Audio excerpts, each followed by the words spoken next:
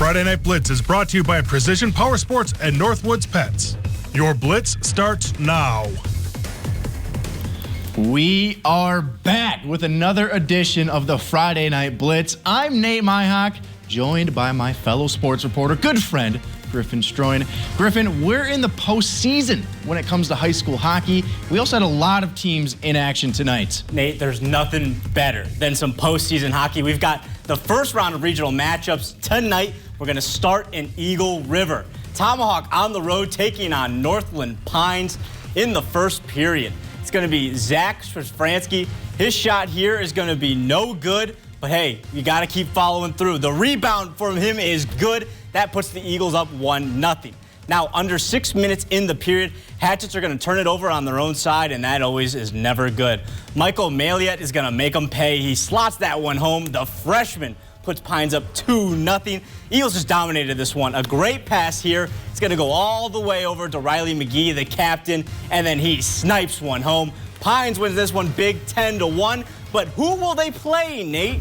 We're going to have to find out. We're keeping the adrenaline ramped up to 11. More playoff action. Wapaka and Rhinelander.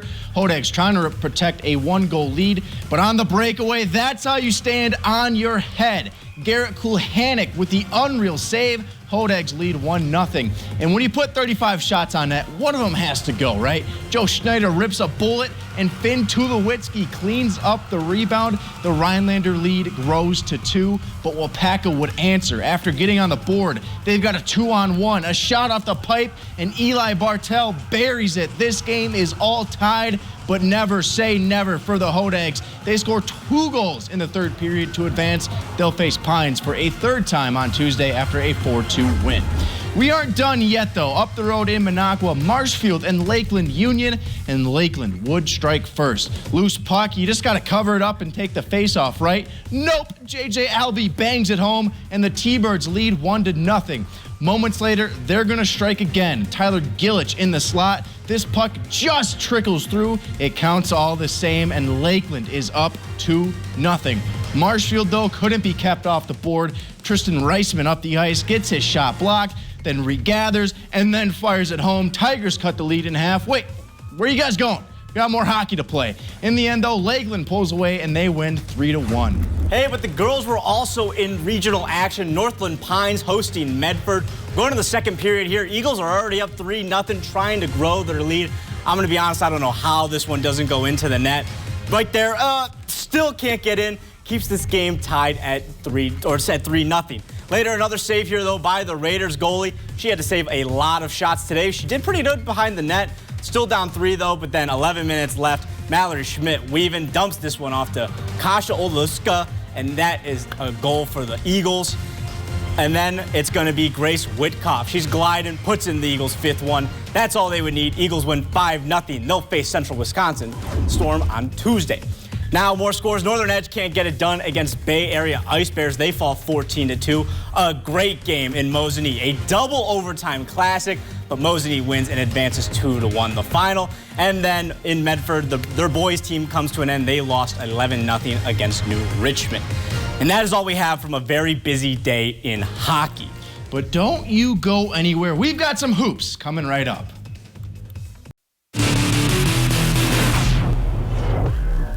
Now, a few months ago on this very show, the girls swim team from Rhinelander captured a state title. It was their first title in program history. Tonight, the boys were hoping to do the same. The Hodags have dominated all season long, and they hope to continue their success. They had 7 swimmers competing tonight in the state meet, and they got off to a good start for Rhinelander. Hodags finished in 3rd place in the 200-yard freestyle relay, but they were only able to get on the podium one more time. Joseph Heck finished in 6th in the 50-yard freestyle. Liam Hogan of Lakeland Union finished in 2nd place for the 100-yard freestyle. He finished with a time of 47.25 seconds. And then Tomahawk's Zach Hance also competed, but overall, the Hodags finished in 9th place. Lakeland Union finished in 11th, and congrats to all of these teams on a great season. Back to basketball now, though. The Auburndale Eagles paid a visit to the Prentice Buccaneers. Let's just say they took flight. Huh? You see what I'm doing there? Up in the first half, Bucks looking down low to seek that first basket. And the Eagles not only on point at first, they find Mallory Burkall, and she gets the Bucks first too.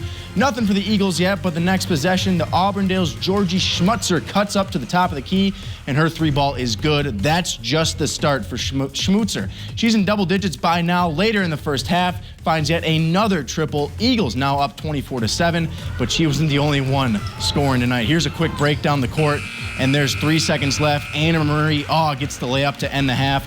They come out on top 76-30.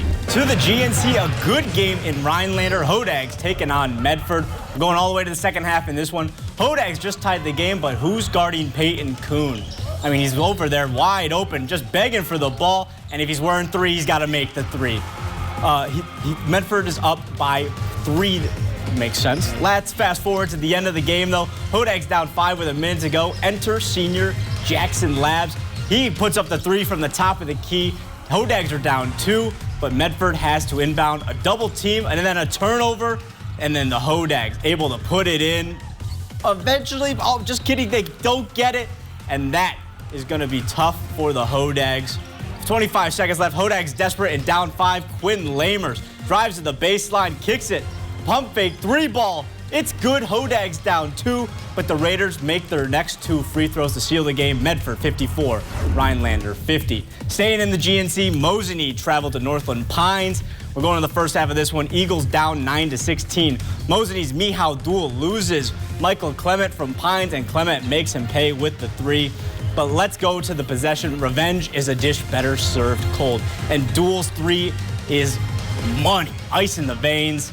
Let's keep it going here. Very next possession, Noah Lurvey getting no respect from his defender. If you got that, you got to pop it, drills it, and then, hey, the next possession, you've heard of sequels, right? Let's call this a 3-quill, because Mihal Duel hits another one, puts Mosinee up 7, and the Eagles could not come back. They win 72-64. Lakeland Union making a trip to Tomahawk. More GNC. Late first half, the Hatchets have the lead, but the T-Birds are fighting back. Nice enter pass to Will Fortier, who finishes underneath. T-Birds trailed by just 2 at halftime, and they keep it coming after the break. Chandler Saville, he's going to get with the long-range pass, and then Fortier works his way in for the easy layup. This game's tied at 24. The Hatchets would answer, though. Trey Balke gets up, gets his man up, and pulls up for a short jump to put Tomahawk back in front. Then Elijah Scheffler tosses it over to Drew Boulder, who spots up for 3. Tomahawk pulls away late to win it 57-45. It's now the Phillips Loggers against the Edgar Wildcats, and boy, was this one a fight. We're going to start, though, in the first half. Wildcats looking great on offense to start with quick passes, and then Drew Gooden's going to get open for 3, and that's nothing but net, and it gets the Wildcats going up by 3. Later on, though, Loggers looking for a way to respond, and, well, their very own Tabor Follies draining a 3 over Drew Gooden, getting the competition going on here. They get their first lead 7-5. All game, these two teams were battling it out, and once again, Gooden, he sees a hole in the middle and drives for the and 1. Wildcats keep the momentum and the win 55-41. Obviously, tonight was a crazy night with playoff hockey, but I don't think we'll be slowing down for even a second. Oh, absolutely. I mean, swimming crowned some champions today. Hockey is well on its way. Plus, boys wrestling is nearing the end of the season, and tomorrow is sectional Saturday all over the state, and Wausau will be a hub for many area wrestlers.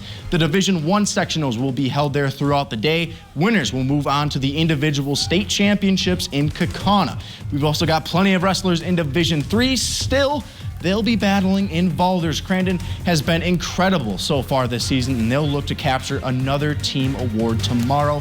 And last but certainly not least, several area schools will continue their march in the high school basketball season. A busy, busy day in our area. We had so much local content. We didn't even get to the big stuff, like the Bucks. They played, they won, beating up on the Cavaliers. It was their 3rd win in a row. They'll get a shot to do it again tomorrow. Yeah, and the Wisconsin Badgers football team, they announced their schedule. It's going to be a good year for the Badgers, hopefully, but that's all we have. I'm Griffin Stroyan.